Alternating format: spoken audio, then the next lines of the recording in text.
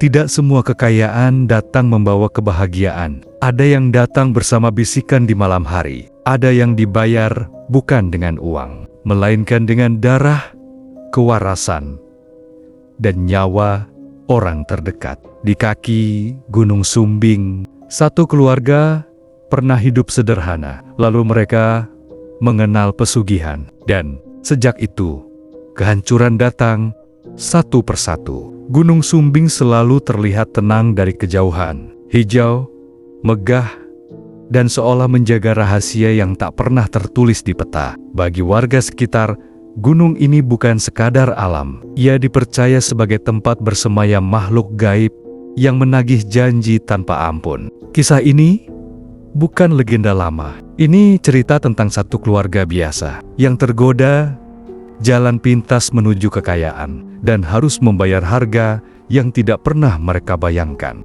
Setiap pagi, Pak Wiryo bangun sebelum azan subuh berkumandang. Bukan karena rajin semata, melainkan karena pikirannya tak pernah bener-bener bisa tidur nyenyak. Ia duduk di tepi dipan bambu, menatap atap rumah yang bocor di beberapa bagian. Tetesan air hujan semalam masih membekas di lantai tanah. Rumah itu sudah tua, sama tuanya dengan kelelahan yang ia simpan sendiri. Bu Sari, istrinya, bangun tanpa suara. Ia tahu, suaminya sedang memikul beban yang terlalu berat untuk dibagi. Dengan tangan yang kasar oleh benang dan jarum, ia menyiapkan teh pahit tanpa gula. Karena gula sudah lama menjadi barang mewah di rumah itu. 3 anak mereka masih terlelap, wajah-wajah polos yang belum mengerti bahwa dunia tak selalu adil bagi orang jujur. Pak Wiryo menatap mereka lama, lalu menunduk, menyembunyikan mata yang mulai basah.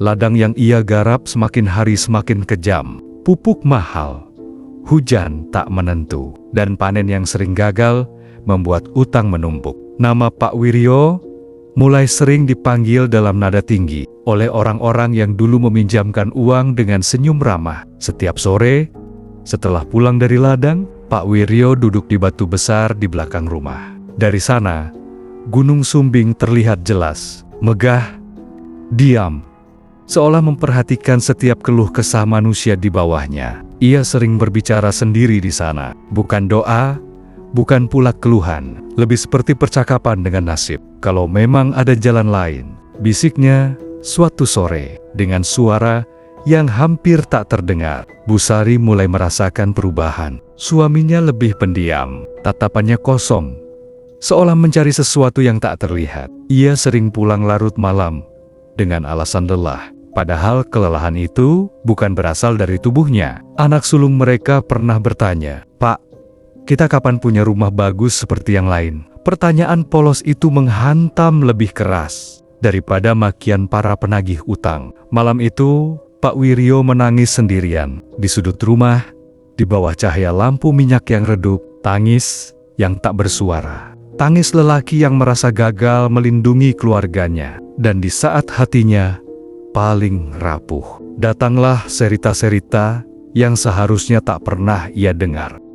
Tentang orang-orang yang berubah nasib dalam semalam, tentang kekayaan yang datang dari Gunung Sumbing. Awalnya, ia menolak. Ia tahu itu salah. Ia tahu itu berbahaya. Namun kemiskinan juga memiliki bisikan sendiri. Dan bisikan itu perlahan terdengar lebih masuk akal ketimbang kejujuran yang tak pernah memberi hasil. Sejak hari itu, setiap kali Pak Wiryo menatap Gunung Sumbing, gunung itu tak lagi terlihat diam, seolah sedang menunggu. Dan tanpa ia sadari, langkah pertama menuju kehancuran sudah ia ambil. Bahkan sebelum ritual apapun dimulai, malam itu terasa lebih panjang dari biasanya. Angin berembus dingin, membawa aroma tanah basah dan daun tua. Pak Wiryo duduk sendirian di ruang tengah, menunggu waktu yang katanya paling tepat. Bu Sari sudah tertidur, atau setidaknya berpura-pura tidur.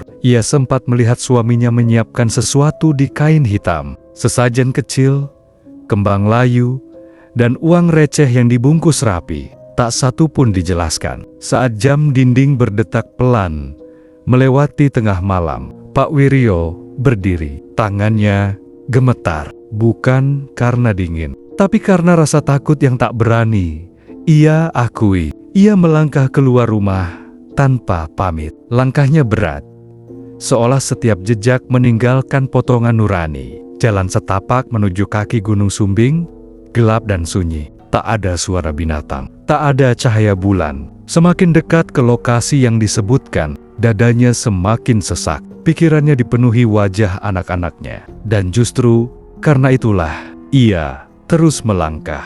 Di bawah pohon tua yang batangnya melintir aneh, Pak Wiryo berhenti. Udara di sana berbeda, terlalu sunyi, terlalu pekat. Seakan dunia lain mulai bertumpuk dengan dunia manusia. Ia menggelar kain hitam itu di tanah. Lututnya menyentuh bumi yang dingin. Bibirnya bergetar saat mulai mengucap mantra yang bahkan tak ia pahami sepenuhnya. Pada awalnya tak terjadi apa-apa, hanya suara angin yang berdesir pelan. Namun tiba-tiba udara terasa berat. Napas Pak Wiryo tersendat. Ia merasa sedang diawasi, bukan dari satu arah, melainkan dari segala sisi. Lalu suara itu datang, bukan dari luar, melainkan dari dalam kepalanya sendiri. Suara berat, dingin, dan tanpa emosi, menanyakan satu hal saja.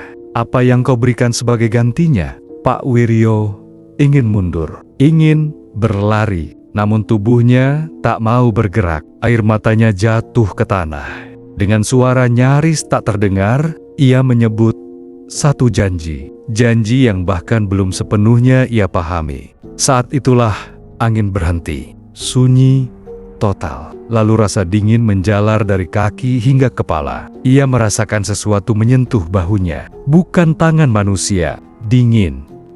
Terlalu dingin. Tak ada perjanjian tertulis. Tak ada tanda tangan. Hanya satu kalimat yang terngiang jelas. Janji tidak boleh dibatalkan. Sesajen itu lenyap begitu saja, seolah tak pernah ada. Dan Pak Wiryo jatuh terduduk. Napasnya terengah, tubuhnya basah oleh keringat dingin. Saat ia pulang menjelang subuh, langkahnya limbung, wajahnya pucat, matanya kosong.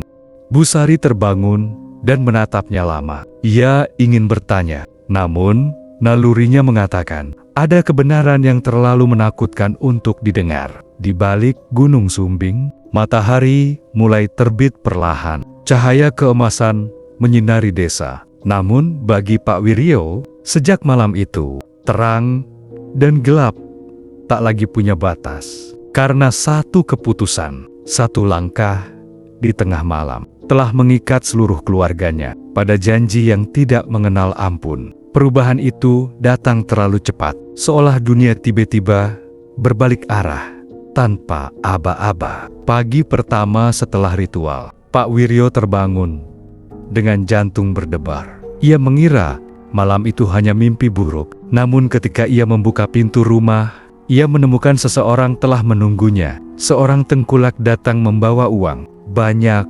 uang. Alasannya sederhana. Tanah Pak Wiryo mendadak bernilai tinggi. Hari-hari berikutnya, keajaiban terus berulang. Panen yang biasanya gagal, kini menghasilkan berkarung-karung padi. Usaha kecil Bu Sari dibanjiri pembeli. Uang masuk tanpa ia tahu dari mana asalnya. Rumah mereka berubah. Dari dinding bambu menjadi tembok kokoh. Dari lampu minyak menjadi cahaya terang sepanjang malam. Anak-anak mereka mulai mengenakan baju baru. Namun senyum yang hadir terasa aneh. Terlalu cepat, terlalu dipaksakan. Pak Wiryo sering berdiri lama di depan cermin. Wajahnya tampak sama, tapi matanya berbeda. Lebih dalam, lebih gelap. Setiap kali ia menghitung uang, dadanya sesak. Bukan bahagia, melainkan takut kehilangan sesuatu yang tak ia mengerti. Bu Sari mulai mendengar suara-suara. Suara langkah di dapur saat semua tertidur, suara napas berat dari arah gudang. Ketika diperiksa, tak pernah ada siapa-siapa. Anak sulung mereka, Andi, mulai sering demam tanpa sebab. Tubuhnya melemah, matanya sayu, seolah menyimpan ketakutan besar. Setiap malam, ia bermimpi dikejar bayangan hitam. Anak kedua, menjadi pendiam. Ia menolak bermain di luar, sering menatap sudut rumah kosong sambil berbisik, "Dia ada di situ." Anak bungsu lebih mengkhawatirkan. Ia tertawa sendiri di tengah malam. Bukan tawa anak-anak, tapi tawa pelan, seolah menanggapi sesuatu yang hanya ia dengar. Pak Wiryo mulai menghindari rumah. Ia lebih sering duduk sendirian di teras, menatap Gunung Sumbing yang kini terasa semakin dekat. Setiap malam, ia bermimpi tentang perjanjian itu, tentang suara dingin yang mengingatkan bahwa waktu terus berjalan. Bu Sari pernah bertanya lirih, "Mas, uang ini dari mana sebenarnya?" Pak Wiryo tak menjawab. Ia hanya memeluk istrinya terlalu erat, seolah takut jika dilepaskan semuanya akan runtuh seketika. Kekayaan itu memang datang, namun bersama rasa takut yang tak pernah pergi, dan tanpa mereka sadari, rumah yang dulu penuh kehangatan perlahan berubah menjadi tempat asing. Bukan karena kurang cinta, melainkan karena sesuatu yang tak terlihat telah ikut tinggal bersama mereka. Semua teror itu akhirnya memiliki bentuk, bukan lagi sekadar mimpi, bukan lagi suara samar, melainkan kenyataan yang tak bisa dihindari. Pagi itu, Andi anak sulung Pak Wiryota bangun dari tidurnya. Tubuhnya dingin, wajahnya pucat, seolah kelelahan oleh mimpi yang terlalu panjang. Bu Sari berteriak histeris, mengguncang tubuh anaknya yang tak lagi bernapas. Pak Wiryo berdiri kaku di ambang pintu kamar. Tangannya gemetar. Ia tahu, dalam hatinya yang paling gelap, ia sudah tahu hari itu akan datang. Tangisan memenuhi rumah besar yang dulu mereka banggakan. Namun kini, rumah itu terasa terlalu luas, terlalu kosong, dan terlalu sunyi untuk menampung duka. Sejak kematian Andi, malam-malam menjadi neraka kecil. Bu Sari sering melihat bayangan berdiri di kamar anaknya. Bayangan tinggi, tanpa wajah, menatap ranjang kosong sambil tersenyum samar. Pak Wiryo jatuh sakit, tubuhnya melemah, napasnya sering terengah, seolah ada sesuatu yang menekan dadanya setiap saat. Dokter tak menemukan penyakit apapun, namun tubuhnya terus merosot. Di sela-sela kesadarannya, Pak Wiryo sering berbisik sendiri, meminta maaf, memanggil nama anaknya, dan menyebut janji yang seharusnya tak pernah diucapkan. Anak kedua mulai ketakutan pada malam. Ia tidur sambil memeluk erat ibunya, menutup telinga setiap kali suara langkah terdengar di atap. Sedangkan anak bungsu semakin sering kerasukan ketakutan. Ia menangis tanpa sebab, menyebut penagih dalam tidurnya. Bu Sari akhirnya sadar, kekayaan itu adalah umpan, dan kini mereka sedang dimakan perlahan. Ia pernah memohon pada Pak Wiryo dengan suara pecah dan air mata tak berhenti, "Mas, hentikan. Apapun yang Mas lakukan, hentikan." Namun Pak Wiryo hanya menunduk. Tak ada yang bisa dihentikan. Perjanjian gaib tidak mengenal kata maaf. Setiap malam Jumat, bau tanah basah kembali menyelimuti rumah. Lampu sering mati sendiri. Pintu terbuka tanpa sentuhan. Dan satu suara terus terngiang di telinga Pak Wiryo. "Satu sudah diambil." Sejak itu, Pak Wiryo hidup dalam ketakutan menunggu giliran berikutnya. Ia tak lagi menghitung uang. Ia hanya menghitung hari. Hari sampai semua yang ia cintai habis, ditagih, dan di bawah bayangan Gunung Sumbing yang sunyi, perjanjian itu terus berjalan. Tak peduli air mata, tak peduli penyesalan, karena dunia gaib tak pernah berurusan dengan keadilan, hanya dengan pembayaran. Tak ada lagi pagi yang banner-banner datang ke rumah itu. Yang ada hanya hari yang berganti tanpa harapan, dan malam yang terasa abadi. Pak Wiryo semakin sering terbaring lemah. Tubuhnya kurus, matanya cekung, napasnya pendek seolah setiap tarikan adalah perjuangan terakhir. Namun penderitaan terbesarnya bukan sakit di tubuh, melainkan rasa bersalah yang tak pernah memberinya jeda. Setiap malam, ia melihat Andi berdiri di ujung kamar. Anaknya menatapnya tanpa suara, tanpa marah, tanpa senyum. Tatapan itu jauh lebih menyiksa daripada jeritan manapun. Bu Sari tak lagi menangis keras. Air matanya habis. Sebelum suaranya, ia duduk berjam-jam di kamar anak sulungnya, menatap ranjang kosong, mengusap spray seolah Andi masih ada di sana. Anak kedua mereka mulai sering sakit, demamnya naik turun. Ia ketakutan setiap kali senja datang. Tangannya selalu menggenggam erat pakaian ibunya, tak mau dilepas, walau hanya sesaat. Sedangkan anak bungsu, ia berubah menjadi anak yang asing. Tatapan matanya kosong. Kadang ia tertawa sendiri. Kadang ia menangis sambil menunjuk sudut rumah dan berbisik. Dia nunggu uang yang dulu berlimpah mulai menghilang. Usaha bangkrut tanpa sebab jelas. Ladang kembali kering dan mati. Barang-barang mahal dijual satu persatu. Namun tak pernah cukup. Rumah besar itu terasa seperti bangunan terkutuk. Dindingnya dingin, lorong-lorongnya sunyi. Dan setiap malam, ada langkah-langkah yang berjalan perlahan, tanpa wujud. Suatu malam, Pak Wiryo memanggil Bu Sari dengan suara lemah. Ia menggenggam tangan istrinya erat. Tangannya dingin. "Maafkan aku." Hanya itu yang mampu ia ucapkan. Tak lama setelah itu, napas Pak Wiryo terhenti.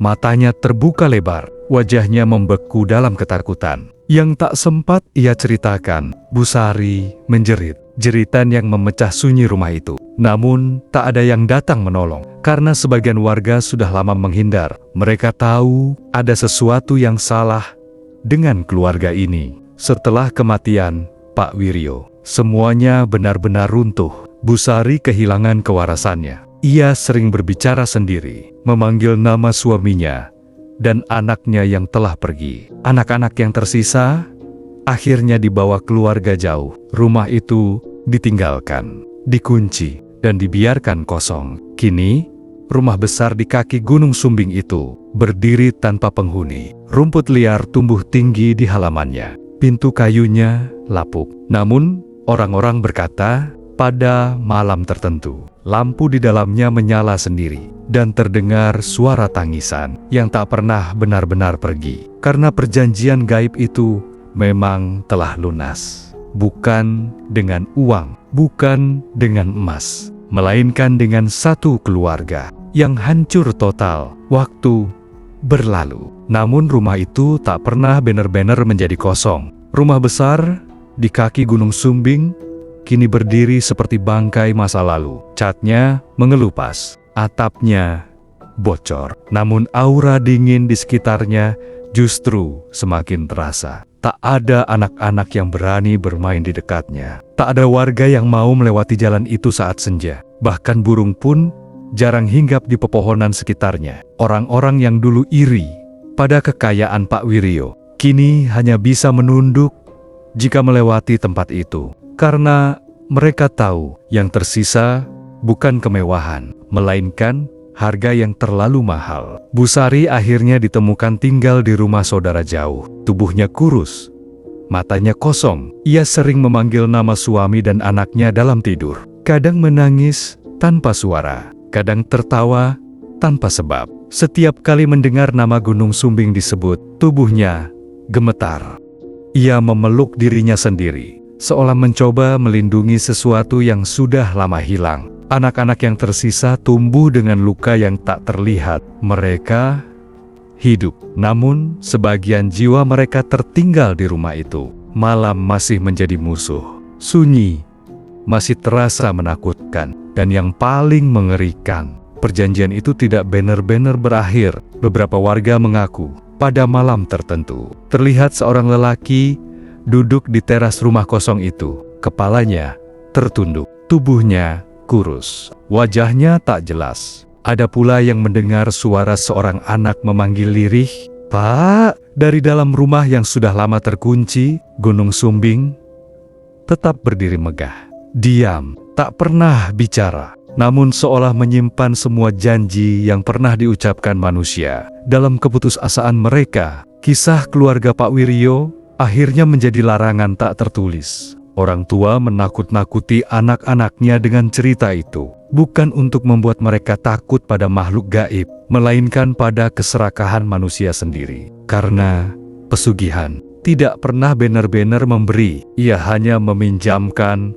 dan saat waktunya tiba, ia akan menagih dengan cara paling menyakitkan, bukan pada satu orang, tapi pada semua yang dicintainya. Pesugihan selalu menjanjikan kemudahan, tapi tak pernah menjelaskan harga sebenarnya. Gunung Sumbing masih berdiri megah hingga hari ini. Dan konon, ia masih menyimpan banyak perjanjian yang belum lunas. Karena tidak semua kekayaan pantas dikejar. Dan tidak semua jalan pintas berakhir selamat.